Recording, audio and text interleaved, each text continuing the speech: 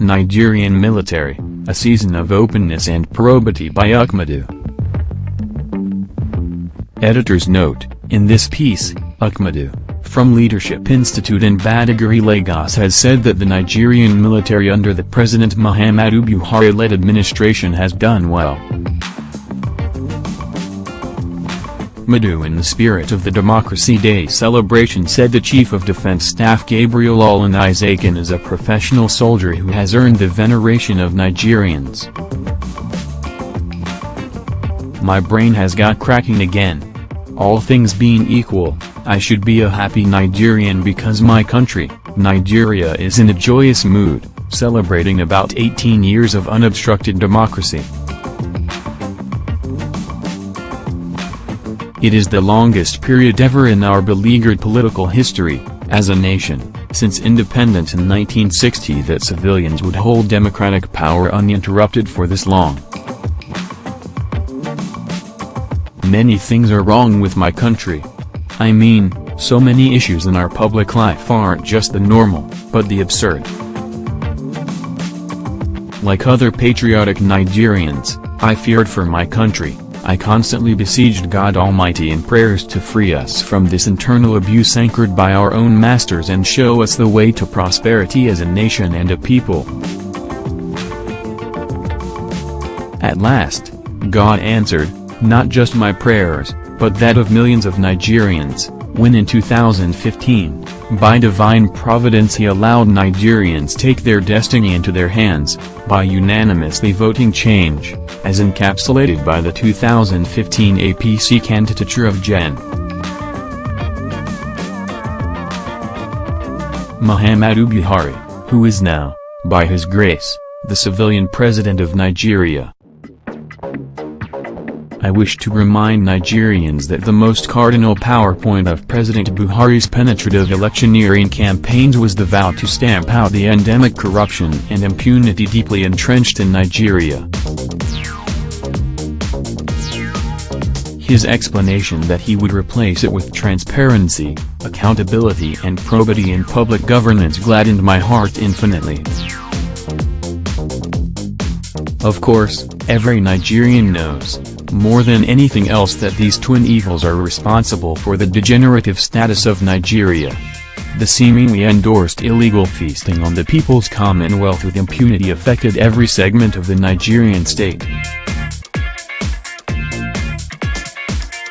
And when it festered and went full-blown, we all groaned under it and cried out loudly for rescue. But our hopes were revived when President Buhari vowed to halt the trend and devices. We watched him introduce reforms in public governance to enthrone transparency, accountability, probity and prudent management of resources and the conduct of public business from the outset of his administration. The enforcement of the Treasury Single Account, TSA, the Bank Verification Number, BVN, the Government Integrated Financial Management Information Systems, GIFMIS, and the Integrated Personnel Payroll Information System, IPIS, to all ministries, departments, agencies, MDAs, were measures adopted to erase duplicity and financial dubiousness in public service.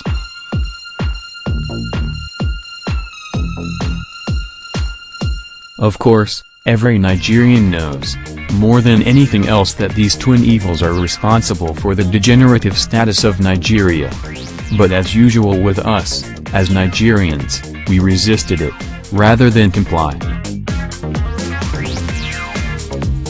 The sermons on adoption of the IPIS by all MDAs have been reluctantly approached by the relevant MDAs, hence it would end regime of dubious inflation of personnel and pension costs. What has continued to make me sad is the deliberate refusal of most MDAs to implement the IPIS, which would dismantle the foundation of ghost workers and inflated wage bills in Nigeria. Billions of taxpayers' money is fretted away monthly through this means. Nonetheless, the Nigerian military, which has carved a niche of excellence and transparency/accountability for itself in the last 2 years, has continued to prove under the Buhari presidency to be of a different breed.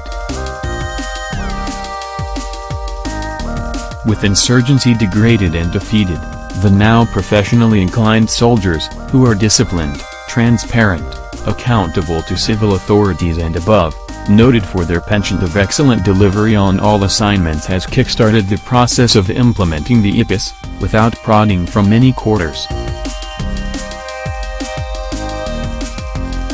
It excites me that the Nigerian military, under the supervision of the Chief of Defense Staff, CDs, General Abayemi Al-Isaacan, has again taken a bold step to demonstrate the born-again spirit of the Nigerian military. It has advertised its aversion to corruption and other sharp practices which have become normal and endorsed creeds of existence for most Nigerians. A professional soldier who has earned the veneration of Nigerians and Nigeria's Chief of Army Staff, COS, Lieutenant General Tukur Yusufu Buratai, is leading the pathway again. Famed for an infectious aversion and intolerance of corruption and other financial sharp practices, Buratai has launched the IPIS sanitization and implementation in the Nigerian military in accordance with the dictates of the change mantra government of President Buhari. It is to my pleasant surprise that Nigeria now has a military which is decent, disciplined and very compliant with directives of civilian authorities. I was taken aback, in pleasant surprise, as Gen. Buratai laced the IPIS implementation, with enlarging the Army Finance Unit by establishing the Procurement Department for transparency. I knew instantly, the decision was motivated by his inclination to strengthen and subject army purchases of any kind to the prescriptions of due process. At a one-day seminar organized by the Nigerian Army for the Army Finance Unit in Abuja, last December, preparatory for the implementation of the IPIS, the COS Gen.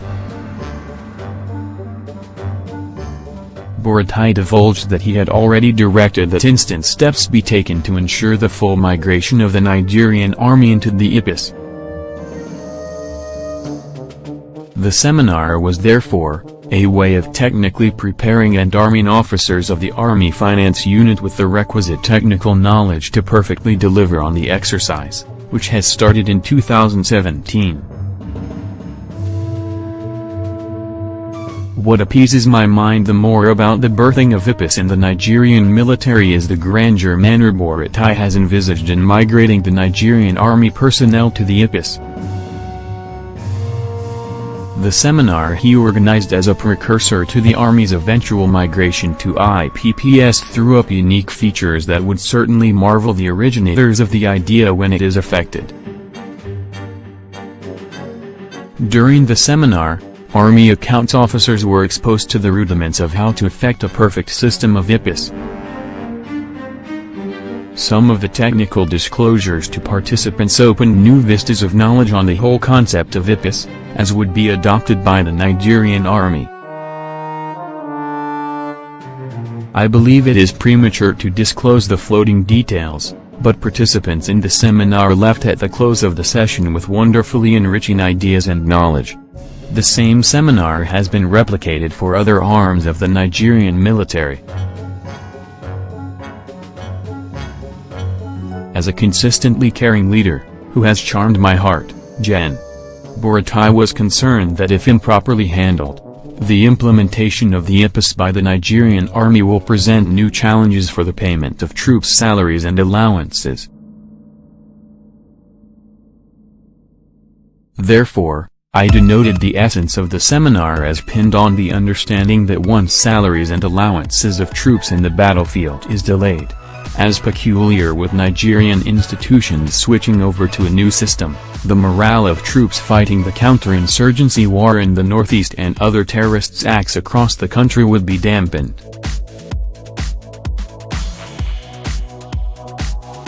Thus, thinking proactively, he assembled financial experts to tutor accounts officers of the Army Finance Unit to eliminate such possibilities of hiccups. Experience has shown that in the past, the Nigerian military would have resisted any attempt at financial sanity and probity, especially, issued by bloody civilians because leaders erected an opaque wall around defense budgets and expenditures. And this exemplary conduct reflects in the Nigerian Navy and Nigerian Air Force, as both have also keyed into government's fight against corruption and allied tendencies. The present-day reality: the Nigerian military has practically demonstrated its adherence to the ethos of the changed mantra of the Buhari presidency. In the recent past, Nigerians experienced the use of the various arms the military as conduit pipes for siphoning public funds, as attested by the sheer number of former service chiefs under investigation by the EFCC for alleged graft, abuse of office or due process. Particularly, the prosecution of former Chief of Defense Staff, Air Marshal Alex Baidow, and the investigation of Chief of Naval Staff, Vice Admiral Usman Jibran are pointers to official sleaze of the time, which the present crop of service chiefs abhor like a plague.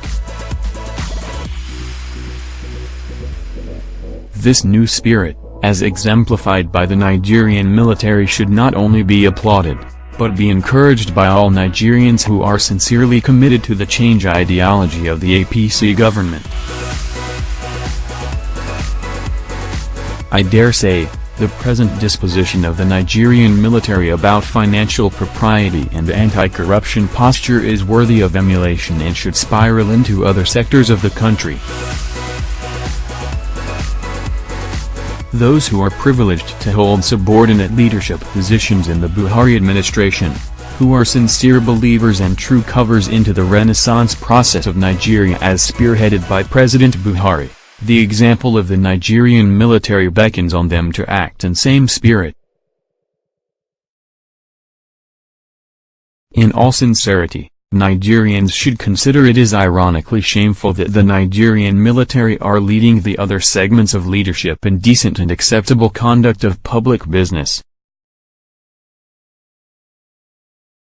No one is now in doubt that the Nigerian military understands the sacrosanct nature of President Buhari's anti-graft war and has humbled itself to do the best to epitomize all that the president represents in private and public life. Change is resisted anywhere in the world. But once leaders attune themselves to it, the led also copy easily. Statement defines the leadership of the Nigerian military from the CDs, Gen. Bore tied to the last Nigerian military personnel, as the same spirit of accountability, transparency and openness unstoppably runs through their veins. I know, no single person can propel the reformation of Nigeria, except Nigerians do it together. And like President Buhari echoed earlier this year from the wisdom of an African proverb, it is easy to break a broomstick, but not a bunch.